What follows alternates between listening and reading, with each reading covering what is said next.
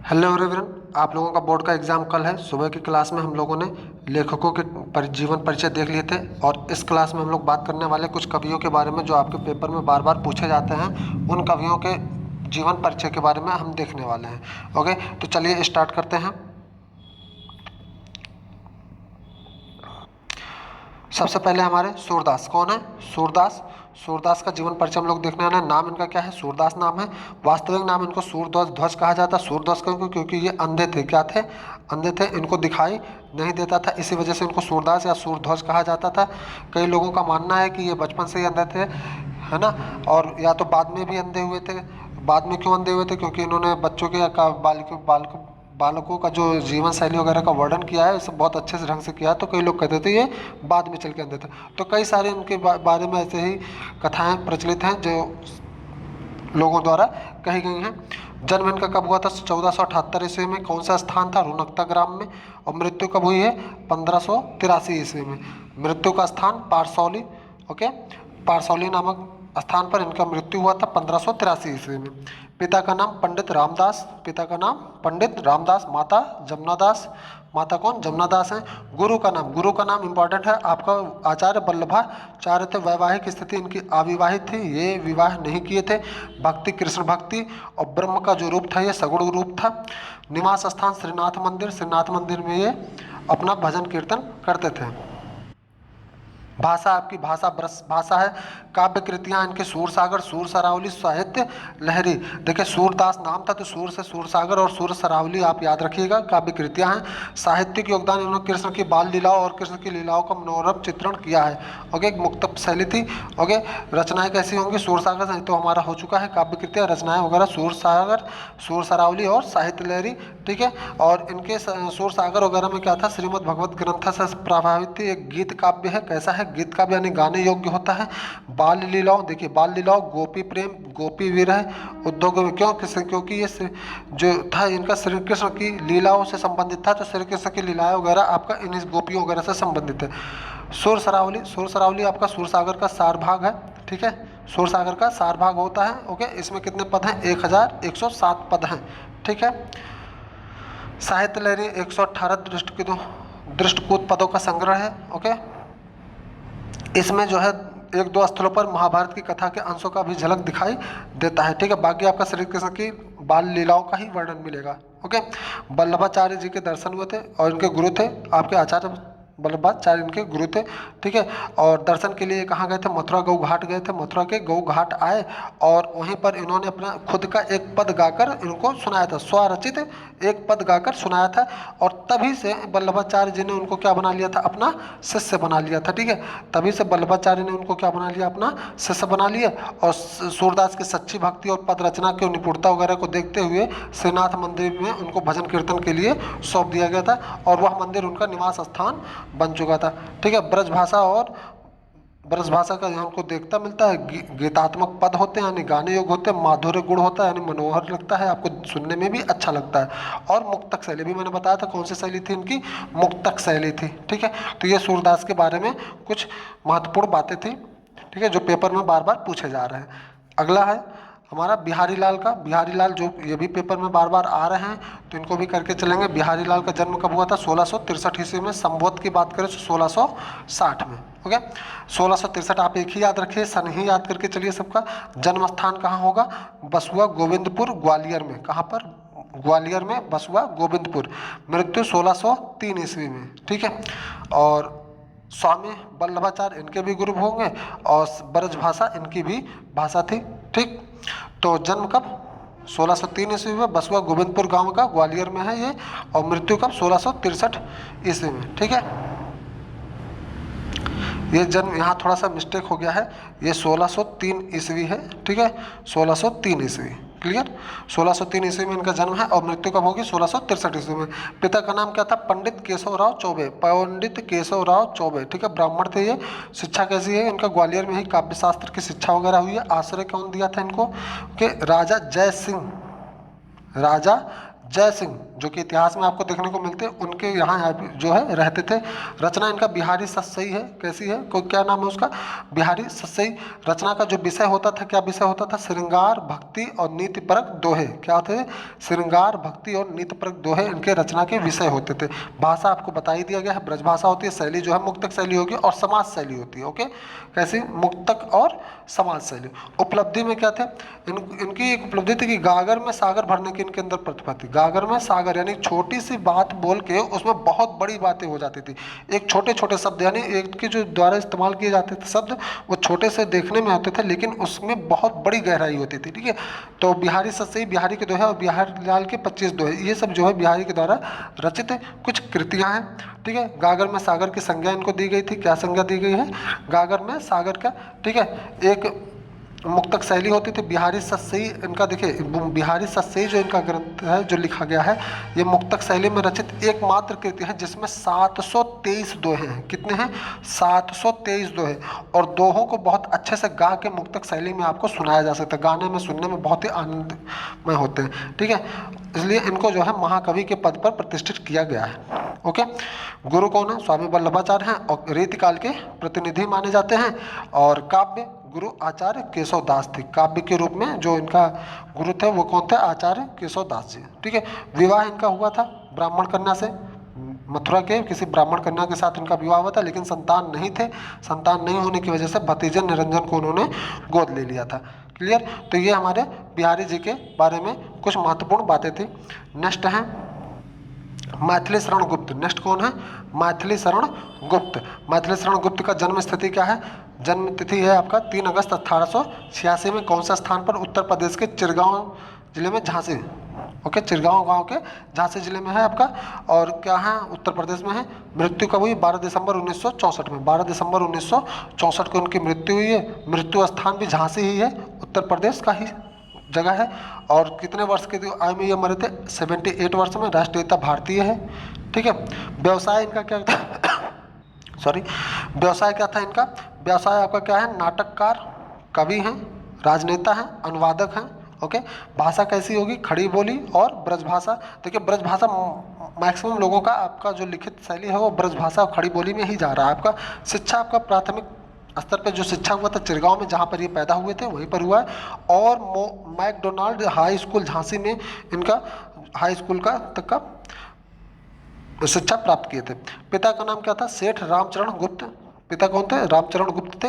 और माता का नाम था काशीबाई गुप्ता। क्या नाम था, माता का नाम काशीबाई गुप्ता। भाई का नाम सियाराम शरण गुप्ता। और पत्नी कौन थी, श्रीमती सरजू देवी। पत्नी कौन, श्रीमती सरजू देवी। बच्चे का नाम था उर्मिल चरण गुप्ता। ओके, बच्चे का नाम था उर्मिल चरण गुप्ता। प्रेरणा स्रोत में कौन कौन है, महावीर प्रसाद द्विवेदी। और द्विवेदी युग के कवि हैं, किस युग के कवि हैं, द्विवेदी युग के कवि हैं। ये आपका इंपॉर्टेंट है। ठीक है, अब इन्होंने कौन कौन से पुरस्कार इनको मिले थे, पद्म भूषण 1954 में पद्म भूषण मिला था। डीएलएड की उपाधि मिली थी, साहित्य वाचस्पति और हिंदुस्तानी साहित्य अकादमिक पुरस्कार, हिंदुस्तानी अकादमी पुरस्कार इनको दिया गया है। ओके, अगर इनके हम लोग रचनाओं की बात करें तो 40 मौलिक और 6 अनुदित पुस्तकें प्रकाशित की गई थी, जिनमें आपका भारत भारती क्या है, भारत भारती काव्य ग्रंथ में देश की गौरव की कविताएं हैं, देश के गौरव की कविताएं यानी भारत भारती। यशोधरा है, यशोधरा में आपके क्या है, इनके चले गए गौतम के वन चले जाने के पश्चात गौतम बुद्ध, कौन, गौतम बुद्ध। ठीक है, जो उसके चरित्र के काव्य के आधार पर बनाया गया है। और साकेत है, यानी साकेत यानी अयोध्या का वर्णन किया गया। साकेत में किसका वर्णन मिल रहा है, अयोध्या का। और पंचवटी, पंचवटी आप सुने होंगे, रामायण में आपका इसका चित्रण किया गया है। सीता राम और लक्ष्मण के आदर्श चरित्र रामायण से संबंधित। ठीक है, और इसके अतिरिक्त जय द्रथवर्ध, जय भारत, द्वापर, सिद्धराज, अनक, झंकार, गुरुकुल, किसान, चंद्रहास, मंगल घट, ओके, मेघनाद वध। ठीक है, तो ये सब देखिए रामायण से ही संबंधित है। ठीक है, मेघनाद वध वगैरह, पंचवटी आपका रामायण यानी कि राम सीता लक्ष्मण से ही संबंधित है। ओके, तो ये इनकी कुछ प्रमुख रचनाएं हैं। ठीक है, तो ये हमारे हो गए मैथिली शरण गुप्त। नेक्स्ट है तुलसीदास जी। तुलसीदास जी का जीवन परिचय जाने। जन्म आपका कहाँ से क्या माना गया इनका, 1497 ईस्वी। और जन्म स्थान कहाँ पर, राजापुर गांव, बांदा जिला। ओके, पिता का नाम आत्माराम, माता तुलसी और गुरु नरिहरिदास। गुरु कौन है इनके तुलसीदास के, नरिहरिदास। ओके, पिता कौन है, आत्माराम, माता हुलसी और गुरु नरहरदास। मृत्यु कब हुई है इनकी? 1623 ईस्वी में। मृत्यु कब हुई है? 1623 ईस्वी में। यानी इनका जीवन आयु बहुत ज़्यादा था, 1497 यानी लगभग 1500 ईस्वी से 1623 तक के चले हैं, यानी कि लगभग 120 वर्ष की इनकी जीवन काल है। ओके, भाषा ब्रजभाषा और अवधि, देखिए ब्रजभाषा इनका भी है। ओके, तो ब्रजभाषा क्या होगा इनका? अवधि। भाषा क्या होगी? ब्रजभाषा और अवधि होगा। इनका जो पूरा नाम था गोस्वामी इनको बोला जाता है। क्या बोला जाता है? गोस्वामी तुलसीदास। वास्तविक नाम यानी कि जो इनका खुद का नाम था राम भोला दुबे थे। क्या नाम था इनका? राम भोला दुबे। जन्म कब है? ये 1532। ये आपका दोस्तों यहाँ पे जन्म दिवस इनका यहाँ पे 1497, ये आपका गलत हो गया है, ठीक है। ये कबीरदास से संबंधित वगैरह है। इनका जो जन्म है ये असली इनका जन्म दिवस जो है 13 अगस्त 1532 ही माना गया है, ठीक है। और जन्म स्थान आपका बिल्कुल, जन्म स्थान तो बिल्कुल सही है, उसमें कोई दिक्कत नहीं है। बांदा और उत्तर प्रदेश का राजापुर बिल्कुल सही रहा है। बांदा उत्तर प्रदेश याद रखिएगा। और मृत्यु जो है 1623 में, ठीक है। ये आपका कबीर का हो गया है 1497-98, ये कबीर के साथ संबंधित था। ओके, ये बाय मिस्टेक इधर लिख दिया गया है। ओके, तो मृत्यु कब हो जाएगी इनकी? 31 जुलाई 1623 में। और जन्म कब होगा? 13 अगस्त 1532 ईस्वी में। ये ईस्वी में है, ये सब किस में रहेगा? ईस्वी में रहेगा। और मृत्यु स्थान कहाँ पर है? मृत्यु स्थान 80 घाट बनारस, वाराणसी, उत्तर प्रदेश का। उत्तर प्रदेश 80 घाट जो है वहाँ पर, जो वाराणसी का बनारस जिले का है। ओके, तो ये वहाँ पर इनकी मृत्यु हुई है, ठीक। तो जन्म स्थान कहाँ हो जाएगा? बांदा उत्तर प्रदेश। और मृत्यु जो है वाराणसी यानी 80 घाट वाराणसी उत्तर प्रदेश। राष्ट्रीयता भारतीय रहेगा। धर्म आपका हिंदू है। भाषा ब्रजभाषा और अवधि है। ओके, पिता का नाम आत्माराम दुबे, माता का नाम मुंशी देवी, पत्नी का नाम रत्नावली। पत्नी का नाम आप याद रखिए। पुत्र का नाम तारकी और गुरु का नाम नरहरदास। ये भी इंपॉर्टेंट है आपका, नरहरदास इनका। सम्मान क्या? इनको संत बोला जाता था, गोस्वामी बोला जाता, अभिवार्मिकी और भक्त शिरोमणि। ओके, इनको भक्त शिरोमणि बोला जाता था। शैली इनकी क्या होती थी? लिखने की जो शैली है, क्या क्या शैली है? दोहा, चौपाई, कवित्त, सवैया, पोस्ट, ये सब इनका इंपॉर्टेंट है, ठीक है। तो इनकी जो लिखने की शैली थी, दोहा, चौपाई, कवित्त, सवैया, ये सब इनके लिखने की शैलियाँ थी। रचनाएं क्या क्या है इनकी? तुलसीदास की रचनाएं। तुलसीदास भाई क्या लिखे थे? सबसे फेमस रामचरितमानस। ओके, रामचरितमानस इनका तुलसीदास का ही रचना है। जानकी मंडल, पार्वती मंगल, रामलला, नहुछु, बरवे रामायण, दोहावली, गीतावली, कवितावली और विनय पत्रिका, ठीक है। देखिए रत्नावली पत्नी का नाम होगा, दोहावली, कवितावली, गीतावली ये इनका है। सब ली वाला, जितना ली वाला याद रहेगा, ठीक है। और सागर वाला आपका सूरदास का, ठीक है। तो दोहावली, गीतावली, कवितावली ये इनका हो जाएगा। रामचरितमानस पता ही रहेगा, बरवे रामायण, दोहावली, ठीक है। और विनय पत्रिका इनकी कुछ फेमस कृतियाँ हैं, ठीक। नेक्स्ट है सुमित्रा नंदन पंत जी का। सुमित्रा नंदन पंत, जन्म क्या था? जन्म 20 मई 1900, ओके, 20 मई 1900 ईस्वी को इनका जन्म है। ओके, इनका मूल नाम था गुसाई दत्त। मूल नाम क्या होगा? गुसाई दत्त था। जन्म स्थान क्या होगा? जन्म स्थान कसौनी ग्राम। कौन सा ग्राम? कसौनी ग्राम। और ये कहाँ पर होगा? अल्मोड़ा में। कहाँ पर? अल्मोड़ा में है। मृत्यु आपका 1977 में, 28 दिसंबर 1977 को इनकी मृत्यु हुई है। और भाषा इनकी खड़ी बोली, साहित्यिक, शुद्ध साहित्यिक खड़ी बोली इनकी भाषा थी। पंडित का पिताजी का नाम था पंडित गंगादत्त। ओके, गोसाई दत्त, गंगादत्त, ठीक है। गोसाई दत्त के पिताजी का नाम गंगादत्त था, माता का नाम सरस्वती देवी। और प्रारंभिक शिक्षा इनके अपने निवास स्थान जहाँ पे जन्म लिए थे कसौनी ग्राम, वहीं से ही हुआ है। ओके, प्रारंभिक शिक्षा कहाँ से हुई है? कौसानी गांव से ही हुआ है। और उच्च शिक्षा जो लिया है यानी हायर एजुकेशन इनका कहाँ पर होगा? बनारस और इलाहाबाद के, अब प्रयागराज हो गया, ठीक है। इलाहाबाद को अब प्रयागराज बोला जाता है, तो इलाहाबाद ना लिखकर प्रयागराज लिखिएगा, क्लियर। तो बनारस और प्रयागराज में इनकी हायर एजुकेशन हुई है। भाषा आपका मैंने बता ही दिया है, खड़ी बोली, शुद्ध साहित्यिक खड़ी बोली होती थी। और इनको कौन कौन सी भाषाओं का ज्ञान था? संस्कृत तो रहेगा ही रहेगा, क्योंकि आप बनारस इलाहाबाद में जाकर इधर वाराणसी वगैरह में कुछ भी शिक्षा वगैरह लेते हो तो वहाँ पर ज़्यादातर लोगों को संस्कृत आता ही आता है। अंग्रेजी, बांग्ला और हिंदी, ठीक है। भारतीय हैं तो हिंदी आ ही जाएगी, अंग्रेजी आ ही जाएगी, क्लियर। उपलब्धियां कौन सी थी? इन्होंने क्या क्या उपलब्धियां हासिल किया? 1950 ईस्वी में क्या किया था? ऑल इंडिया रेडियो में परामर्शदाता के रूप में इन्होंने अपना चयन किया था, मतलब इनका चयन हुआ था। क्या? ऑल इंडिया रेडियो के परामर्शदाता थे।